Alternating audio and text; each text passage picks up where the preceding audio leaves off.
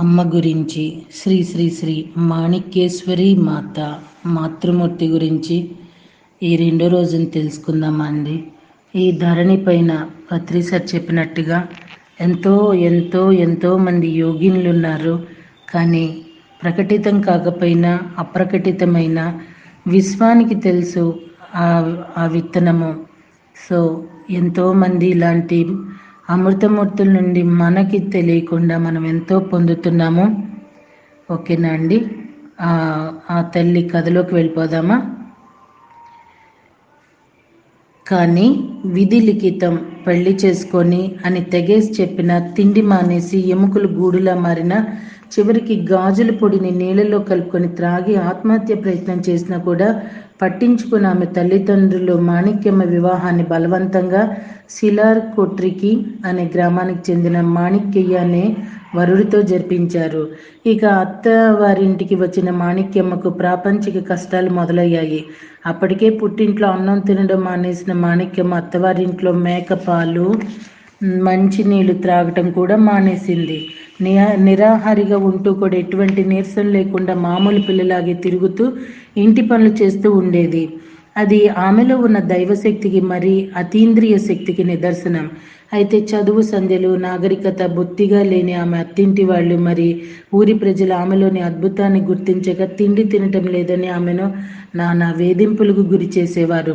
దయ్యం పట్టిందని భూత వైద్యుల దగ్గరికి తిప్పుతూ ఆమెకి చికిత్సలు చేయించేవాళ్ళు. ఈ క్రమంలోనే మల్లాబాద్ అనే గ్రామంలోని భూత వైద్యుని దగ్గరకు మాణిక్యమ్మను తీసుకొని వెళ్లారు. ఆమె ఒంటిపై దయ్యం ఉందంటూ ఆ భూత వైద్యుడు పరమ కిరాతకంగా ఆమెను వేప మండలతో బాదాడు. ఆ దెబ్బలకు తాళలేక పాపం 10 ఏళ్ల చిన్నారి మాణిక్యమ్మ పెద్ద పెట్టున రోధించి స్పృహ తప్పి పడిపోయింది.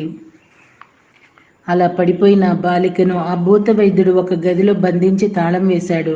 మర్నాడు గది తాళం తీసి చూడగా ఆమె లేదు. ఆశ్చర్యంతో ఇల్లంతా వెతగ్గా ఇంకొక తాళం వేసి ఉన్న గదిలో ఒక ధ్యానపు బొట్టెలో పాముల చుట్టుకొని మూలుగుతూ పడి ఉన్న మాణిక్యమ్మను చూసి అందరూ ఆశ్చర్యపోయారు.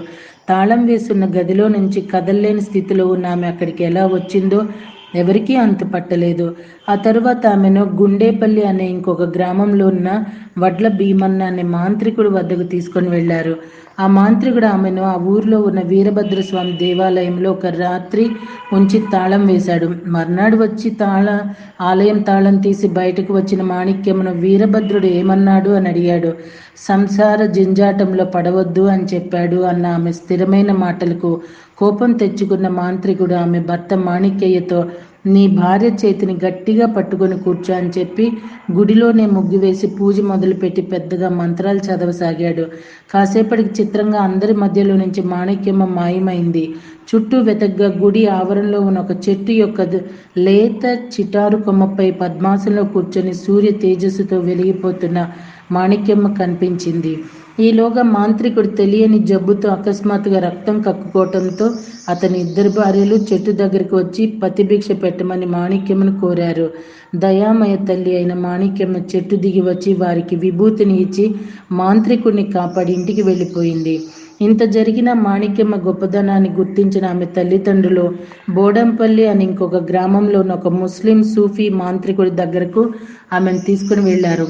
అతడు ఆ బాలికను చూడగానే కాసేపు కళ్ళు మూసుకొని ఉండిపోయాడు. కళ్ళు తెరిచి ఆమెకు సాష్టాంగ నమస్కారం చేసి ఆమె తల్లిదండ్రులకు ఆమె జన్మ పరమార్థాన్ని వివరించాడు.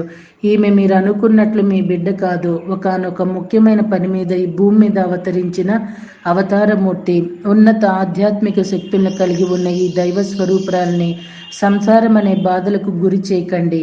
ఆమె మానాన ఆమెను వదిలివేయండి. త్వరలోనే ఈమె గొప్పదనం ప్రపంచవ్యాప్తం అవుతుంది అని తెలియజేశాడు. ఒకే గూటి పక్షులు పరస్పరం గుర్తుంచుకోవటం సహజమే కదా. నిజమే కదా మాస్టర్స్. ఒక జ్ఞానికి ఒక జ్ఞానే అర్థమవుతాడు. ఒక జ్ఞానం ఇంకొక అందుకున్న జ్ఞానికే ఆ జ్ఞానం అందుతుంది. ఇంకా ఎవరికి ఏది చెప్పినా కూడా పిచ్చిగా వెర్రిగా అనిపిస్తుంది. ఎవ్వరూ రక్షించలేరు. ఆ స్థాయిలకు వచ్చినప్పుడు ఎవరికి వాళ్ళకి అర్థం కావాల్సిందే. సో ఆ స్థాయిలకి వచ్చే వరకు కాలము ఆగదు కదా, కరిగిపోతూ ఉంటుంది.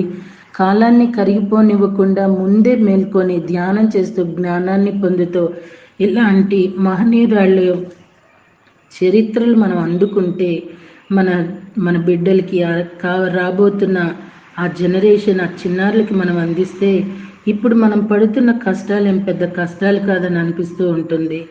ఇప్పుడు మీడియా ఉండి ఏదో గగ్గోలు పెడుతున్నాం, కానీ చూడండి ఆ తల్లిని ఎంత చిత్రహింసకు గురి చేయటం అవుతుందో. సో అండి, ఒక్కసారి మన చిన్న బిడ్డలకి అందించటం అనేది మనం చేయవలసిన బాధ్యత ఏమో.